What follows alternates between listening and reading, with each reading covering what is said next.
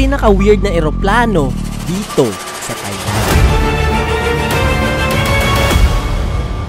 Matatagpuan ito sa isa sa pinakadulong probinsya ng Thailand. At para makarating dito, kailangan mo lang naman bumiyahe ng 12 hours galing Bangkok. Dito na tayo, yun no?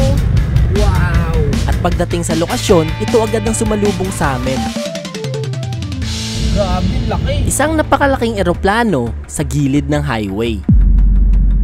Ito ang Airbus A330 ng Thai Airways, isa sa pinakamahal na eroplano na nagkakahalaga lang naman ng $253 million or 14 billion pesos mga gar. Bago ka makapasok, makikita mo dito yung propeller nila. Sobrang laki. Yung gulong niya, andito din. Tingnan nyo yung gulong guys, sobrang laki. Halos kumpleto pa ang mga parte ng eroplanong ito. Kung dito ka sa labas yan, makikita mo yung buo, 330. Thai Airways to. Meron ka na makikitang maliliit na mga eroplano dito guys. Meron sila nito. Ito nakalagay kung anong klaseng aircraft to. Bukod sa A330, meron din mga maliliit na eroplano dito na ginamit pa nung ikalawang digmaan pandaigdig. Sa pang maliit na eroplano, hélice niya, nilagyan na ng tali, baka siguro. Pag iniikot, baka sira na. Pyesa niya sa loob, andun pa. Pero yung iba natanggal na kasi may mga butas na sa baba. Pati mga lumang army truck, meron din sila. Ito pa yung likod oh. So ito original pa to. Ito yung ginamit talaga. So hindi pa ito napalitan. Yung mga drum, yung spare tire niya, dito pa. Tapos, yung bubong nito guys, hindi siya yung kagaya nito na parang yero.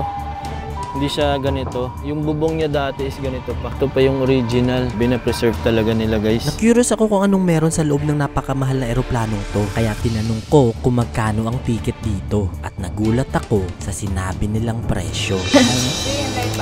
Sa halagang 150 baht or 240 pesos, may boarding pass ka na sa eroplano, may libre ka pang milk tea dito. Pero ang tanong, ano nga ba ang meron sa loob ng eroplanong to? Meron na tayong boarding pass. Akit na tayo sa taas. Kaya tara. Pagpasok sa loob, makikita mo agad ang robot flight attendant nila. At kung hindi ka pa nakapasok sa cockpit ng eroplano, dito pwede kang maging piloto hanggat gusto mo. Tapos pwede ka.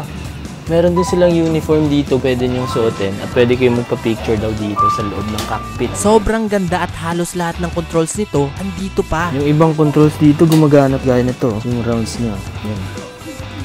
Magalaw pa siya. Dito pa yung mga controls ng aeroplano. Tingnan nyo. Yun na pa yung pa lahat. Oh. Pwede ata ito. Uy, ang galing. Pwede mo siyang galaw-galawin. Tapos dito sa gilid. Oh. Ang galing. Ito yung may pedal pa. Dito pa lang sa harap, halatang mamahalin talaga. Biruin nyo kahit sobrang tagal na nito, lahat ng controls niya gumagana at hindi daw ito masisira. No! God, please, no! No! Nag-ikot-ikot pa ako para malaman kung ano ba ang pinagkaiba nito sa ibang eroplano. Pwede nyo itong hiramin, pwede kayo magpa-picture gamit to. Yung mga upuan nila, pwede kayo pumesto dito. Meron silang blue, ba't ibang kulay yung nandito? Blue, yellow, pink, depende sa trip nyo. Upuan nila, pati yung mga adjuster, dito pa lahat. Sa mga curious dyan sa eroplano, may gusto kayong pindutin na buttons. Hindi nyo magawa sa totoong eroplano na lumilipad, pero dito magagawa nyo guys. Sinek ko rin ang overhead bins nila kung gumagana pa. Overhead bin nila, intact, parang bago pa siya.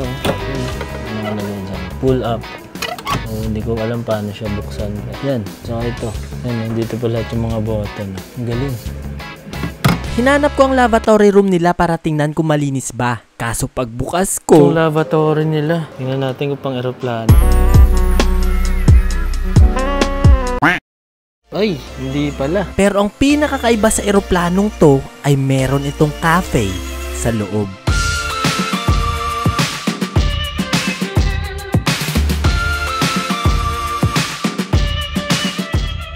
Ito nga yung cafe. Nasa loob nga siya ng eroplano guys. Yun si kuya nagagawa. Oh. Tapos yung mga upuan nila dito, pwede kayo minum dito. Airplane seats din talaga siya. Yan, iba't ibang kulay. Tapos meron kayong table dito. Meron kayong view. Nakita mo yung pakpak ng eroplano dito guys. Dito makikita mo rin ang isang weird na hotel dahil ito ay nakabaliktad. Kaya naman, welcome sa episode 1 ng ating weirdest series kung saan pupuntahan natin ang iba't ibang weird na lugar at mga tao sa iba't ibang bahagi ng mundo. Kaya huwag mong kalimutan kalimutan mag-like at mag-subscribe para di mo ma-miss ang ibang video. Dito ka lang makakasakay ng business class na 150 baht lang. Afford na afford mo. Yun nga lang, nasa isang lugar ka lang. Meron din silang mga desserts kung gusto mong food trip at mga souvenirs na mabibili mo sa sulit na presyo. Meron din silang merch area dito kung saan makakabili kayo ng mga shirts nila. Itong polo shirt and mga t-shirt. Meron din silang bags, mga cups, tsaka mga kwintas guys. Ito yung napili naming seat. Siyempre window seat tayo guys. Meron ka magandang view dito. So pwede kayo dito, Instagrammable. Meron kayong